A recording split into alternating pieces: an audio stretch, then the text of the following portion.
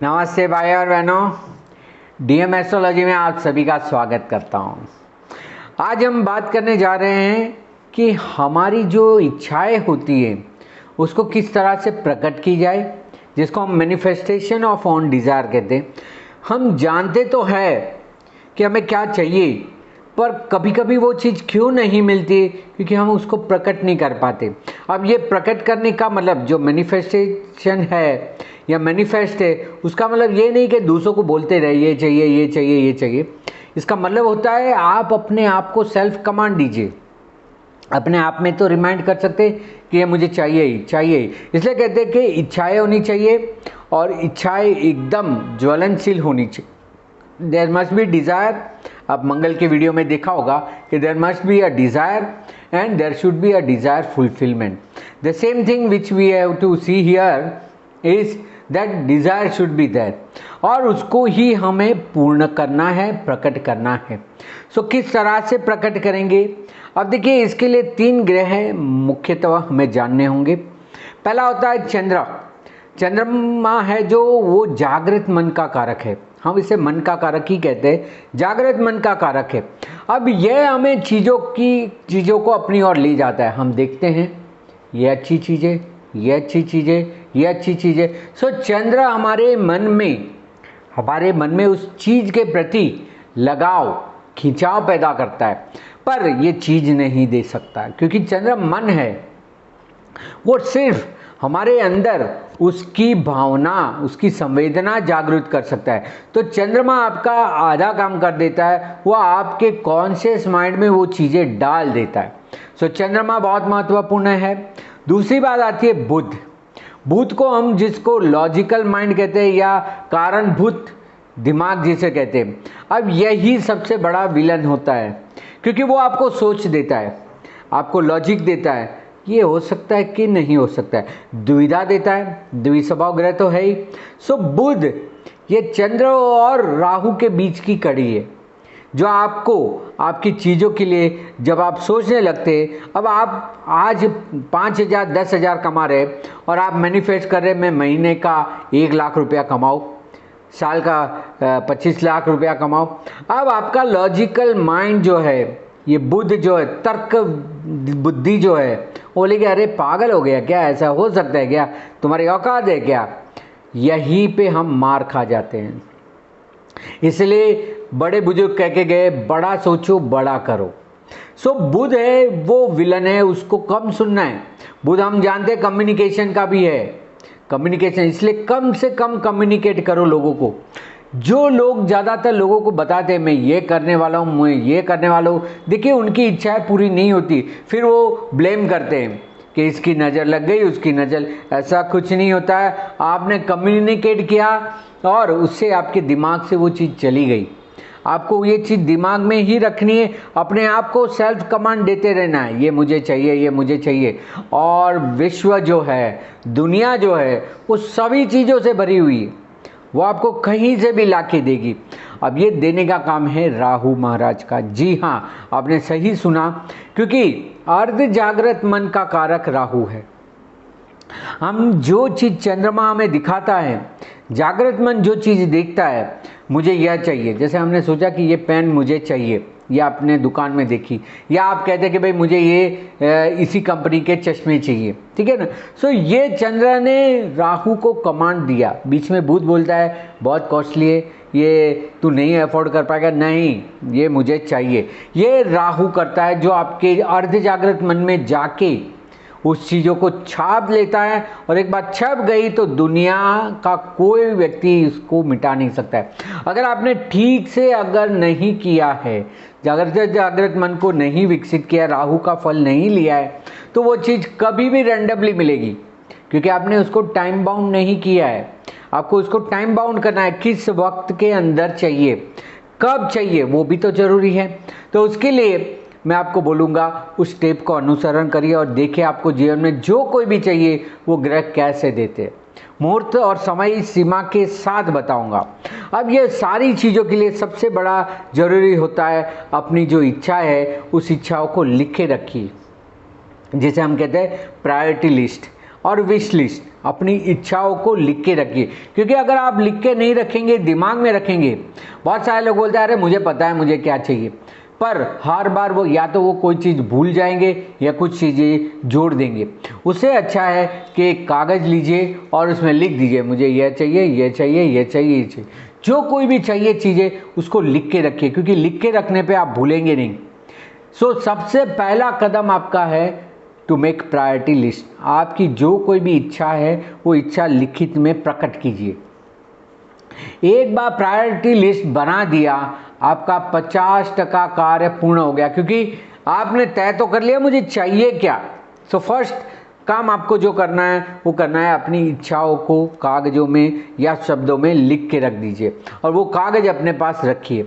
अब आगे क्या करना है, तो जो समय मैं बताने वाला हूँ उस समय पे यदि आप इस कागज़ को, जो विश लिस्ट आपने बनाई है या प्रायोरिटी लिस्ट बनाई है, बस उसको सिर्फ पढ़ना है, उसमें थोड़ी संवेदना पैदा करनी है और बार बार उसको बोलना है। आप 2 मिनट बोलिए, 4 मिनट बोलिए, पर उसको आपके मन में छपाना है। ध्यान में बैठिए और उसको लिखने के बाद 2 मिनट के लिए आंख बंद करके उस सारी चीज़ों को याद करना है।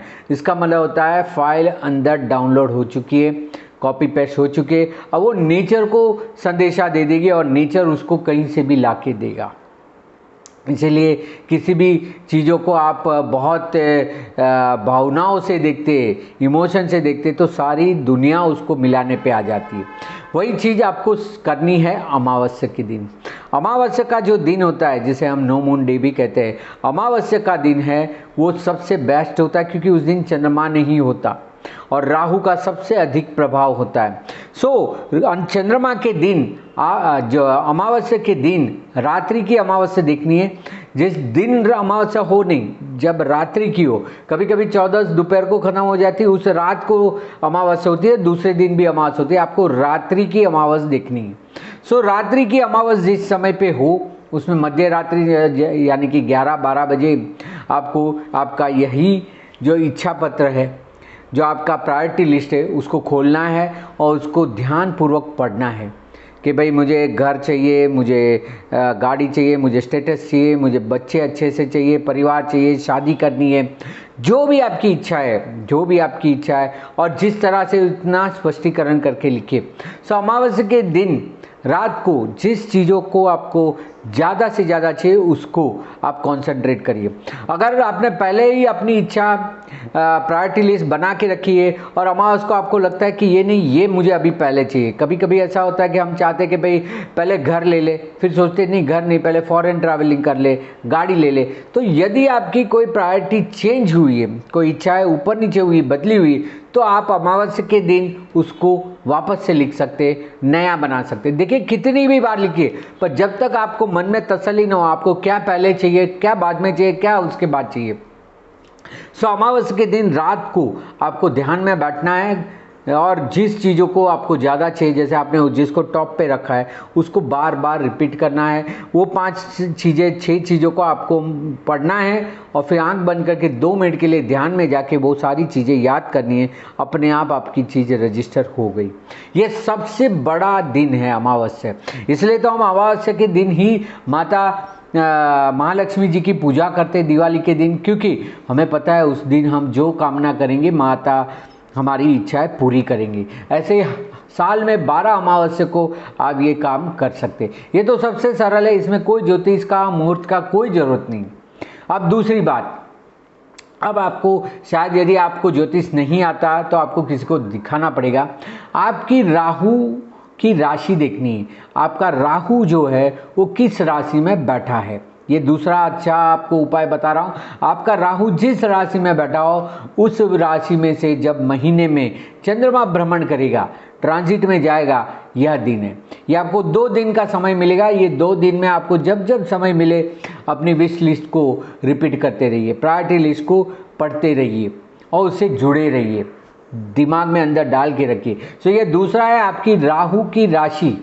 यदि आपकी राहु की राशि जैसे मिथुन राशि है, तो जब चंद्रमा मिथुन राशि में आए, गोचर में हर महीने आएगा, तब आपको यह काम करना है। डिग्री कली भी कर सकते। तीसरा, आपकी चंद्रमा की राशि कौन सी है। आपकी चंद्रमा की राशि में से जब गोचर में चंद्र उस राशि से भ्रमण करे, उस समय पे भी आप ये कर सकते हैं। ये भी आपको 2 दिन का समय मिलेगा। ये समय पे आप जितना मैनिफेस्ट करेंगे, आपके राहु की राशि से चंद्रमा का भ्रमण, या आपके तीसरा मैंने आपको बताया आपकी चंद्र की राशि से गोचर का चंद्र पास होता हो, जिसको जन्म का चंद्र कहते हैं, आपकी राशि का चंद्र कहते हैं। देखिए ये ऊपर से सबसे ज़्यादा तो अमावस्या है, उसके बाद आपकी राहु की राशि है, उसके बाद आपकी चंद्र की राशि है। अब किसी का चंद्र और राहु एक ही राशि में तो बहुत बढ़िया है, एक ही समय पे आपकी राहु पे से भी चंद्र का गोचर हो जाएगा और जन्म के चंद्र के ऊपर भी गोचर का चंद्रमा घूम जाएगा, तो ये भी बहुत अच्छा है।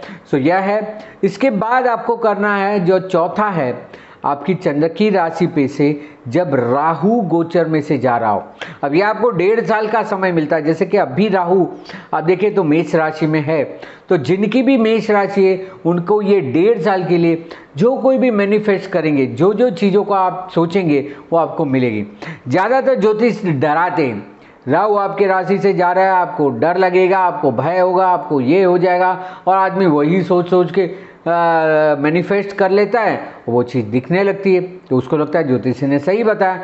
पर आप खुद भी तो विचारों पे काबू करके अच्छी चीज़ भी कर सकते हैं। अगर बुरी चीज़ हुई है तो अच्छी चीज़ भी होगी। जैसे हम कहते हैं अपशब्द बोलने से लोग नाराज हो जाते हैं, ऐसे अच्छे शब्द बोलने पे, मंत्र जाप करने पे अच्छा प्रभाव भी मिल सकता है। वही बात है यहाँ पे। तो आपकी चंद्रमा की जो राशि है उसमें से गोचर में जब राहु का भ्रमण हो, और उसमें भी अगर डिग्रिकली पास हो, आपका चंद्रमा जिस राशि अंश कला का हो, नक्षत्र का हो, उसी में से जब राहु का भ्रमण होता है तो वो आपको 4-5 दिन मिलेंगे, उस समय पे आप कर सकते हैं। ये चौथा था। और पांचवा और आखिरी है समय जब आपकी लग्न की राशि या लग्नेश पे से राहु का भ्रमण हो, या आपके लग्न और लग्नेश पे से चंद्र का भ्रमण हो। ये पांचवा समय है जिसमें आप मैनिफेस्ट करेंगे, कोई आपकी इच्छाओं को प्रकट करेंगे, विश्व को बताएंगे, तो आपको उसका फल मिलेगा। सो सबसे पहले अमावस्या है, दूसरा आपकी राहु की राशि में से आप चंद्रमा जब पसार होता है तब, तीसरा आपकी चंद्र की राशि में से जब गोचर का चंद्र उसके ऊपर से पास होगा तब, चौथा है आपकी चंद्र की राशि में से जब गोचर का राहु भ्रमण करता है, और पांचवा दोनों मिलके हैं कि आपकी लग्न और लग्नेश, मतलब कि ascendant sign and ascendant lord, लग्न पे से या लग्न के अधिपति लग्नेश के ऊपर से जब राहु का भ्रमण हो या चंद्रमा का भ्रमण हो, तब आपको यह समय मिलेगा।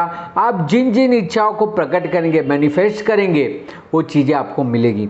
यहाँ मैं आपको कोई समय सीमा तय नहीं करता हूँ कि आपको 1 महीने में मिलेगा, 6 महीने में मिलेगा, 1 साल में मिलेगा। यह आपकी खुद की प्रैक्टिस पे है। ये सारी चीज़ें मैंने खुद अनुभव की है, लोगों को बताया और लोगों को वो फल मिला है, तब मुझे लगा कि ज़्यादा से ज़्यादा लोगों को इसका लाभ मिलना चाहिए। तो किस तरह से मैनिफेस्ट करेंगे, किस तरह से अपनी इच्छाओं को पूरा करेंगे, वो हम देखेंगे। और राहु या तो यदि लग्न, लग्नेश या चंद्र पे से नहीं पसार हो रहा है, तो वो जिस भाव से पसार हो रहा है उस भाव की चीज़ों को आप मैनिफेस्ट कर सकते हैं। जैसे राहु किसी का चौथे भाव से भ्रमण कर रहा है, आपको घर लेना है तो विचार कर लीजिए, गाड़ी लेनी है, सुख के साधन लेने कर लीजिए। पंचम भाव से जा रहा है, अपने संतान के बारे में सोच लीजिए कि मेरे संतान को ये फल मिले, मुझे संतान मिले, अच्छे संतान मिले, संतान को अच्छी सुख सुविधा मिले। सो वो मैनिफेस्ट करिए। देखिए जिन जिन चीज़ों को आप चाहते हैं उसको प्रकट जरूर करना पड़ेगा, मैनिफेस्ट जरूर करना पड़ेगा, नहीं तो वो दिमाग में रह जाएगी, कभी ना कभी रैंडमली मिलेगी। इसके लिए आपको अलग जन्म लेने पड़ेंगे। उससे अच्छा आप आए हैं तो पाके जाइए, लेके जाइए। यही आशा और उम्मीद के साथ ये मैंने वीडियो बनाया था। आप सभी इसका ज़्यादा से ज़्यादा लाभ लें। और देखिए हमने जन्म ही लिया है सुखी होने के लिए, यहाँ दुख लेने नहीं आए हम। अगर यहाँ सुखी होके जाएंगे तो हमारी आगे की यात्रा अच्छी होगी और कम होगी, क्योंकि हमारी इच्छा पूर्ण हो गई तो हम भी स्वयं ईश्वर के धाम में पहुंच जाएंगे। सो अपनी इच्छाओं को पूरी करने के लिए तो ये मृत्युलोक में हम आए हुए। सो हमारी इच्छा किस तरह से हम मैनिफेस्ट करें, किस तरह से उसको पूर्णाहुति पे ले जाए, यही हमारी प्रायोरिटी है। तो इसी के लिए यह वीडियो बनाया है।